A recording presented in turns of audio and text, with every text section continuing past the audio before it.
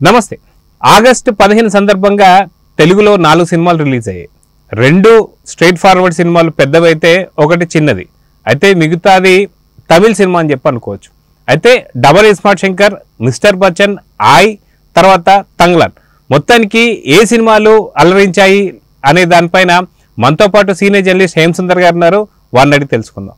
Sir నమస్తే. నమస్తే అండి. మొత్తానికి 4 సినిమాలు ఆగస్టు 15 సందర్భంగా రిలీజ్ అయ్యాయి. ఈ సినిమాలలో ఏ సినిమాలు అలరించాయి అంటే ఏం చెప్తారు? ఎందుకంటే దాదాపు కల్కి సినిమా నుంచి పెద్ద సినిమాలు ఏవీ లేవు. మధ్యలో భారతీయుడు సినిమా వచ్చినా సరే పెద్దగా అలరించలేదు. అయితే తెలుగులో రిలీజ్ అయిన పెద్ద సినిమాలు అంటే 2 అని చెప్పుకోవచ్చు.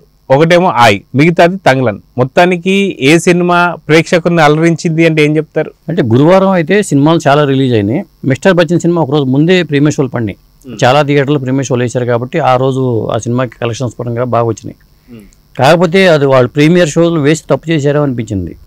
టాక్ బయటికి రావడంతో అది కలెక్షన్స్ రెండో రోజు డ్రాప్ అయినాయి. అంటే సినిమాకి అయితే మిక్స్డ్ టాక్ అయితే వచ్చింది. ప్రధానంగా ఏంటంటే రీమేక్ సినిమాలు ఎక్కువ హరీష్ శంకర్ వేయించుకుంటూ ఉంటారు.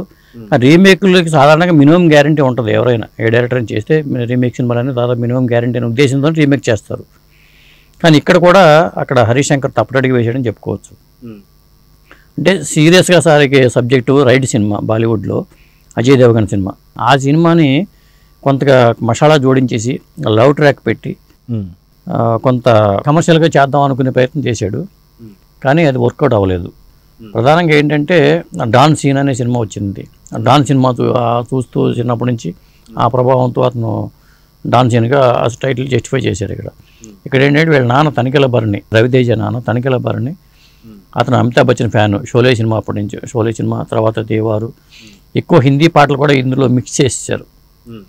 ఆ కుమార్ సాను పాటలు కానీ, కిషోర్ కుమార్ పాటలు కానీ ఇవన్నీ మిక్స్ చేసుకుంటూ ఆ పాటలు కూడా ఎక్కువ మనకి సినిమాలు కనిపిస్తూ ఉంటాయి. అట్లా డిజైన్ చేసుకున్న ఆ పాత్రని, కానీ ఇది మోతాది మించిపోయి కొంత ఎబ్బెట్టిగా మనకు కనిపిస్తుంది. అదండి. సో మొత్తానికి చూసుకుంటే హరీష్ శంకర్ గతంలో మనం చూసాం, రవితేజతోనే మిరపకాయ కానీ ఇలాంటి సినిమాలు చేశాడు, మంచి హిట్ కొట్టాడు. అదిగాక పవర్ స్టార్ పవన్ కళ్యాణ్కి 10 సంవత్సరాల తర్వాత పెద్ద హిట్ గబ్బర్ సింగ్ లాంటి హిట్ ఇచ్చాడు. సో అలాంటి హరీష్ శంకర్ మార్క్ ఏమైనా చూడొచ్చు అంటారు ఈ సినిమాలో? అసలు హరీష్ శంకర్ మార్క్ కనిపించట్లా. హరీష్ శంకర్ సినిమాలు ఏంటంటే సాధారణంగా టైటిల్ పెట్టుకుని ఆయన సినిమా అనుకుంటాడేమో తెలియదు. టైటిల్స్ బాగుంటాయి కానీ సినిమా పరంగా వచ్చేసరికి ఈ మధ్యకాలంలో మరి అతను ఇప్పుడు నెక్స్ట్ సినిమా మీద ఖచ్చితంగా ఈ ప్రభావం అయితే ఉంటుంది. ఇప్పుడు మిస్టర్ బచ్చన్ విషయానికి వచ్చేసరికి ఇందులో మనకి ఒక సర్ప్రైజింగ్ ఏంటంటే ఒక కామెడీ ఆర్టిస్ట్ సత్య పాత్ర ఒకటే ఇందులో మనకు వర్కౌట్ అయింది అనుకోవచ్చు సినిమా మొత్తం మీద తీసుకుంటే. అలాగే హీరోయిన్ భాగ్యశ్రీ కూడా, అమ్మాయి సన్నగా పేలవంగా ఉంది. ఆ అమ్మాయి డబ్బింగ్ కూడా ఆవిడ నప్పలేదు. వేరే డబ్బింగ్ ఆర్టిస్ట్తో చెప్పిస్తే బాగుండేది, తనే సొంతంగా చెప్పుకుంటానంటంతో ఆ అమ్మాయితో చెప్పించారట. అలాగే పాటల పరంగా కూడా మనకి చాలా బోరింగ్ అనిపిస్తూ ఉంటుంది. సో మొత్తానికి సినిమాలో పాజిటివ్స్ ఏంటి, నెగిటివ్స్ ఏంటి అంటే ఏం చెప్తారు? అంటే విలన్ పాత్ర, జగపతి బాబు పాత్ర ఉంది.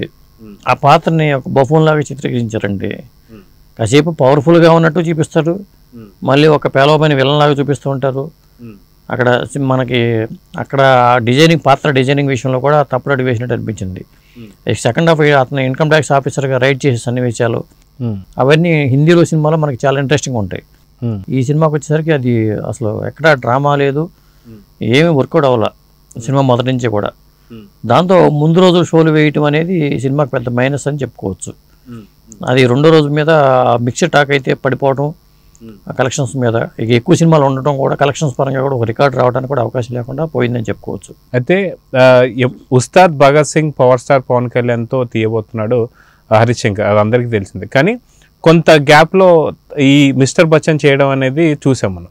అయితే మొత్తానికి ఇలా ఏమంటారు అనమాట, ఉస్తాద్ భగత్ సింగ్ మధ్యలో వదిలిపెట్టి ఇది చాలా హడావిడిగా తీయడం అనేది దీనికి ఒక కారణం అని చెప్పి అనుకోవచ్చు అంటారా? హడావిడిగా తీసినట్టు ఏమనిపించలే. అప్పుడు తనదైన డైలాగ్స్ కానీ ఆ కసరత్తు అంతా బాగానే చేశాడు డైలాగుల పరంగా కానీ మేకింగ్ పరంగానే అది మనకి ఏంటంటే ఏదో గుదికొచ్చినట్టుగా కనిపిస్తుంది తప్పితే మన ప్రేక్షకుని సినిమాతో లీనమైపోయేలాగా తీసుకెళ్ళే అట్లా చేయడంలో అతను ఫెయిల్ అయ్యాడని చెప్పాలి అక్కడ. అయితే heroine Bhagyashree first cinema release కాకముందే 2 సినిమాలు తెలుగులో కూడా ఇప్పటికే బుక్ అయిందని చెప్పేసి అయితే అంటున్నారు.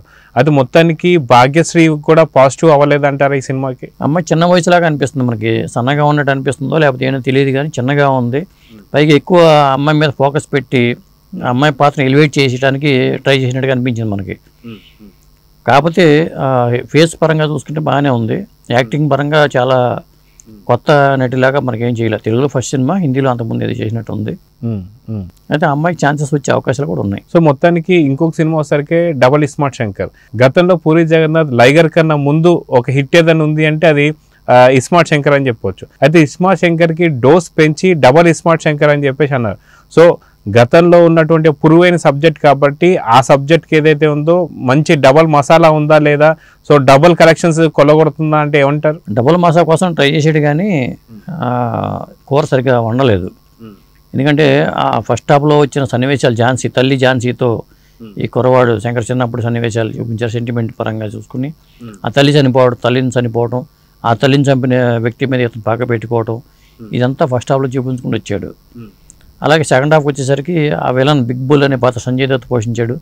అతను ఏంటంటే నీకు 3 నెలల కన్నా ఎక్కువ బతకవు, బ్రెయిన్ ట్యూమర్ ఉంది అనగానే దానికి ఒక సైంటిస్ట్ని సంప్రదిస్తే బ్రెయిన్ ట్రాన్స్ఫర్, మెమరీ ట్రాన్స్ఫర్ చేసుకోవచ్చు, ఆ ఫెసిలిటీ ఉంది అని చెప్పి అనడం, దానికి సరిపడే వ్యక్తి ఈ శంకర్ అని చెప్పడం, తీసుకురావడం, ఆ ప్రయత్నాలు ఎంతవరకు ఫలించినాయి అనేది ఓవరాల్గా కథ. కానీ కథను సరిగ్గా డీల్ చేయడంలో ఇక్కడ కూడా పూరి తప్పటడిగి వేసాడని చెప్పుకోవచ్చు. అదే సాధారణంగా చూసుకుంటే ఏదైతే ఇస్మార్ట్ శంకర్లో మనకు డైలాగులు ఏదైతే రామ్ పోతినేని పలికినటువంటి డైలాగులే బాగా హిట్ అని చెప్పుకోవచ్చు. సో అలాంటి మసాలా డైలాగ్స్ ఉన్నాయంటారా? అంటే మసాలా డైలాగ్స్ అయితే లేవు కానీ ముఖ్యంగా ఏంటంటే ఆ కావ్య తాపర్ కూడా బాగానే చేసింది, తన పాత్ర వరకు ఆవిడ బాగా చేసుకుంటూ వచ్చింది. సంజయ్ దత్ పాత్ర బాగా చేశాడు, రామ్ ఈజీగా యాక్ట్ చేశాడు. కానీ పూరి మార్కు లాగా పూరికి హిట్ వచ్చే సినిమాలాగా అనిపించాల. లైగర్ మీద బెటర్ అనిపిస్తుంది తప్పితే అంతకు మించిన సినిమాలాగా మనకు అనిపించదు ఈ సినిమా చూస్తే. ఎందుకంటే సెకండ్ హాఫ్లో వచ్చి ప్రగతి పాత్ర పేరు కూడా పోచమ్మే, ఫస్ట్ హాఫ్లో ఝాన్సీ పాత్ర పేరు పోచమ్మే.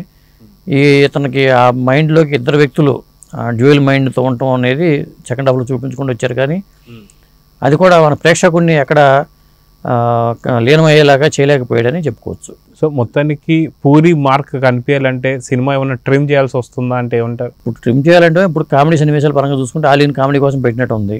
సినిమా కథకి సంబంధం లేకుండా ఆ ట్రాక్ అంతా ఆలీతో ఒక ట్రాక్, ఒక అడవి జంతువు మాదిరిగా అడవిలో పుట్టే వ్యక్తి తీసుకొచ్చి పైకి బూతుపాళ్ళు ఎక్కువ, అవన్నీ కూడా పూరి మార్క్ బూత్ అంతా దీంట్లో కనిపించింది, ఆలీ పాత్ర ద్వారా కనిపించింది.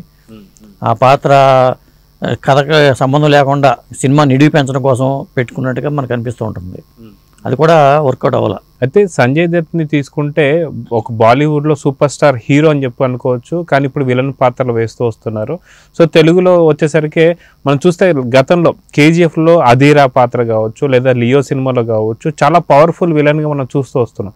సో ఇక్కడ ఇస్మార్ట్ శంకర్లో సంజయ్ దత్ పాత్ర అంత పవర్ఫుల్గా ఉందా లేదా అంటే ఏం చెప్తారు? పాత్ర అయితే పవర్ఫుల్గానే ఉంది, తన పాత్ర న్యాయం చేసుకుంటూ వెళ్ళిపోయాడు ఆయన.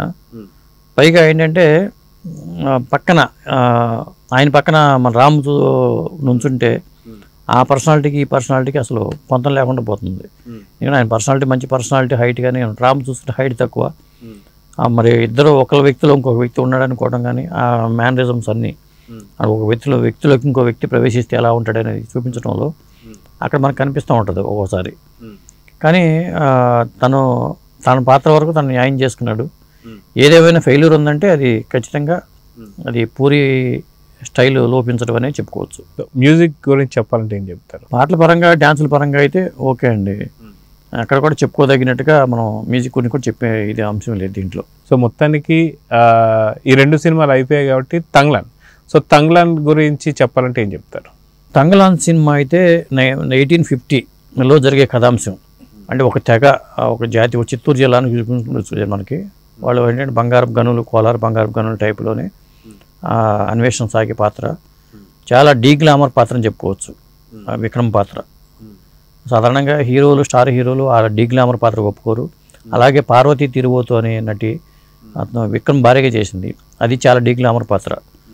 ఇక మిగతా ఆర్టిస్టులు అందరూ కూడా మనకు తెలియని మొక్కలు అయినా కానీ అక్కడ ప్రధానంగా ఏంటంటే పారంజిత్ తను చెప్పదలుచుకున్న సబ్జెక్ట్ని ఏం చెప్పదలుచుకున్నాడో అది ఖచ్చితంగా చెప్పాడు. 100% ఆ విషయం సక్సెస్ అయ్యాడని చెప్పాలి. ఆ గెటప్ల పరంగా చూసుకున్నా కానీ, మేకప్ ఆర్టిస్టులు ఎవరైనా సరే వాళ్ళకి మంచి మార్కులు మనం వేయచ్చు. ఆ నేటివిటీని క్రియేట్ చేయడంలో కానీ, 1850 వాతావరణాన్ని క్రియేట్ చేయడంలో కానీ, ఇవన్నీ ఒక విధంగా చెప్పాలంటే బంగారం కోసం జరిగే పోరాటంలో వీళ్ళని బలిపోసలకు వాడుకోవడం అనేది ప్లస్ అన్టచబిలిటీ అంటరాంతనాన్ని పారంజిత్ ప్రధాన సినిమాల్లో ఆయన ప్రధానంగా కనిపించే అంశమే. దీంట్లో అది కూడా చూపించాడు. విక్రమ్ తన పాత్రకి 100% న్యాయం చేశాడు. పైగా విక్రమ్కి ఇది అవార్డు తెచ్చిపెట్టే సినిమా కూడా అనుకోవచ్చు మనం. అయితే గతంలో చూసుకుంటే పారంజిత్ సినిమాలు ఏవైతే ఉంటాయో కొంత విభిన్నంగా ఉంటాయి మిగతా సినిమాల కన్నా సరే. సో ఆ విభిన్నమైనటువంటి ఒక శైలిలోనే ఈ సినిమా ఉందా లేదా అంటే ఏం చెప్తారు? ఖచ్చితంగా విభిన్నమైన శైలిలో మన రెగ్యులర్ సినిమాల్లో కాకుండా మనకేంటంటే ఈ 4 సినిమాలు వచ్చినప్పుడు ఒక డిఫరెంట్ జానర్లో మనకి ఈ సినిమా కనిపిస్తుంది. పైగా ఈ సినిమాలో సన్నివేశాలన్నీ కూడా హృదయానికి హత్తుకునేలాగా చాలా సన్నివేశాలు డీల్ చేయగలిగాడు, సక్సెస్ చేశాడు అక్కడ పారంజిత్.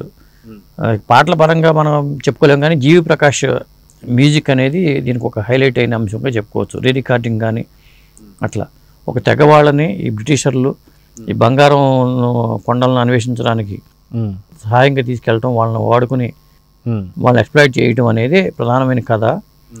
కొన్ని సందర్భాల్లో కొన్ని సన్నివేశాల్లో మనకు లాగ్ అనిపిస్తుంది, కానీ మనకు సినిమా పరంగా చూసినప్పుడు మంచి సినిమా చూసిన భావన కలుగుతుంది. విక్రమ్ కూడా అతనిలో ఒక అద్భుతమైన నటుడు ఉన్నాడని ఆ ఫీలింగ్ ఎవరికైనా కలుగుతుంది. అయితే చియాన్ విక్రమ్ సంబంధించి ఎప్పటి నుంచో అవార్డు కోసమే తను పరితపిస్తుంటాడు. ఎన్నో గ్లామరస్ క్యారెక్టర్స్ కానీ ఇవన్నీ చేస్తూ వచ్చాడు. అపరిచితుడు కావచ్చు, లేకపోతే ఐ సినిమా కావచ్చు, ఇలాంటివన్నీ చూస్తున్నాం. సో వీటికి మించి అంతకు మించి ఉందా అంటే ఏం చెప్తారు? ఖచ్చితంగా ఇప్పుడు గతంలో శివపుత్రుడు ఇట్లాంటి సినిమాలు మనం చూసాం. కొన్ని సినిమాలు వాటికి భిన్నంగానే ఇప్పుడు కమల్ హాసన్ చాలా విభిన్నంగా చేస్తూ ఉంటాడు పాత్రల్ని. అట్లా ఒక మెథడ్ యాక్టింగ్ అంటాం మనం దాన్ని. ఆ విషయంలో నిజంగా చెప్పాలంటే ఆ పాత్రలు లీనమైపోయాయని చెప్పాలి. ఆ తరహా గెటప్లకి అట్లాంటి వాటికి పైగా ఒంటి మీద బట్టలు లేకుండా చాలా దీన్ని కట్టుకుని ఇలా చేయటం అనేది ఆడవాళ్ళు కూడా బ్లౌజులు లేని ఆడవాళ్ళని చూపించడం కానీ ఇక్కడ విషయంలో చాలా సక్సెస్ అయ్యాడు డైరెక్టర్ కూడా. అలాగే విక్రమ్ కూడా నటుడిగా మాత్రం ఇంతకుముందు ఎప్పుడూ చేయని పాత్ర అని చెప్పుకోవచ్చు. ఖచ్చితంగా అతనికి నేషనల్ అవార్డు వచ్చినా రావచ్చు కూడా ఈ పాత్రకి. సో మొత్తానికి సినిమా పూర్తిగా ఎలా ఉంది అంటే ఏం చెప్తారు? అంటే సినిమా పరంగా చూసుకుంటే 100% బాగుంది. ఇప్పుడు ఉన్న సినిమా 4 సినిమాలతో పోల్చుకుంటే ఆయి అనే సినిమా కామెడీ పార్ట్ సినిమా అండి. అదంతా కామెడీ తరహాలో వెళ్తుంది. ఎన్టీఆర్ బావ నార్ని నితిన్ హీరోగా చేసిన సినిమా. ఆ సినిమా ప్యాటర్న్ వేరు. ఈ 4 సినిమాలతో పోల్చుకుంటే కామెడీ కావాలనుకున్న వాళ్ళకేమో ఆయి సినిమాకి వెళ్ళొచ్చు, లేదా ఒక మంచి సినిమా చూద్దాం అనుకున్న వాళ్ళు తంగలాన్ని చూడొచ్చు. ఈ 4 సినిమాలతో పోల్చుకుంటే ఈ 2 సినిమాలు ఒక కేటగిరీ చేసుకోవచ్చు, ఆ 2 సినిమాలు ఒక కేటగిరీ పెట్టుకోవచ్చు. అయితే తెలుగు ఇండస్ట్రీలో చూసుకుంటే జూనియర్ ఎన్టీఆర్ బావగా చెప్పుకునేటువంటి ఒక నితిన్ ఎవరైతే ఉన్నారో గతంలో ఒక సినిమా మాత్రం చూసాం, ఏదైతే మ్యాడ్ అనే సినిమాతో తను పరిచయం అని చెప్పుకోవచ్చు. రెండో సినిమా ఇది. సో రెండో సినిమాకే కొంత వేరియేషన్ వచ్చేసింది, అంటే కంఫర్ట్ జోన్లోకి వచ్చేసాడని చెప్పేసి మనకి చూసిన ట్రైలర్లు కానీ ఇవన్నీ అర్థమవుతూ వస్తున్నాయి. సో మొత్తానికి ఈ సినిమా గురించి గురించి చెప్పాలంటే ఏం చెప్తారు? అది అలరించిందా లేదంటే ఏం చెప్తారు? అది కామెడీ పాటలు ఎక్కువ ఉన్నాయని చెప్తున్నారండి ఆయి సినిమాలో. ఎందుకంటే కామెడీ కోసమే తీసినట్టుగాను అలా ఉంది ఆయి అనే సినిమా అని చెప్తున్నారు. ఆయి సినిమా అయితే నేను చూడలేదు, కానీ మిగతా 3 సినిమాలు నేను చూశాను. కాకపోతే చెప్పేవాళ్ళు ఏంటంటే కామెడీ పరంగా బాగుంది అని చెప్తున్నారు. సినిమా పరంగా కూడా మంచి మార్కులే పడినాయి చూసుకుంటే. ఇక ఒక విధంగా చెప్పాలంటే ఫ్యామిలీ ఆడియన్స్కి తంగ్లాన్ కాకుండా అవార్డు విని తంగ్లాన్ కాకుండా చూడాలంటే ఆయే చెప్పాల్సి వస్తుంది. అంతేకాని మిస్టర్ బచ్చన్ని లేకపోతే డబుల్ స్మార్ట్ని చెప్పడానికి అవకాశం లేదు. ఇంకొకటి ఏంటంటే సాధారణంగా ఈ 4 సినిమాలు ఒకేసారి రిలీజ్ అవ్వటం వల్ల ఒక విధంగా తంగ్లానికిను ఆయకి ప్లస్ అయిందని చెప్పుకోవాలి. అదొక అంశంగా చెప్పుకోవచ్చు. మిగతా విధంగా కంపేర్ చేస్తున్నప్పుడు 2 సినిమాలు చూసినప్పుడు నువ్వా నేనా అనుకున్న రీతిలో మిస్టర్ బచ్చన్ కానీ డబుల్ స్మార్ట్ కానీ ఉన్నాయి. ఇక అన్ని 4ని కంపేర్ చేసినప్పుడు మాత్రం ఇక ఈ కేటగిరీస్లో వీటికి ప్లస్ అయిందని చెప్పుకోవాలి. ఆ 2 సినిమాలో ఇది అవ్వటం కూడా వీటికి ప్లస్ అయిందని చెప్పుకోవచ్చు. అయితే మొత్తానికి ఆగస్టు 15 సినిమా ఏదైతే ఉన్నాయో ఈ 4లో విన్నర్ ఎవరన్నా ఒక్కరు అని చెప్పాలంటే ఎవరని చెప్పచ్చు? నేనైతే తంగ్లానని చెప్తా విన్నర్గా. సార్ చూద్దాం సార్, ఖచ్చితంగా ఆగస్టు 15 సంబంధించి 4 సినిమాలు వచ్చినా సరే తంగ్లాన్ మూవీ ఏదైతే ఉందో ఆ సినిమా మాత్రం కొంచెం అలరించింది అయితే తెలుస్తుంది.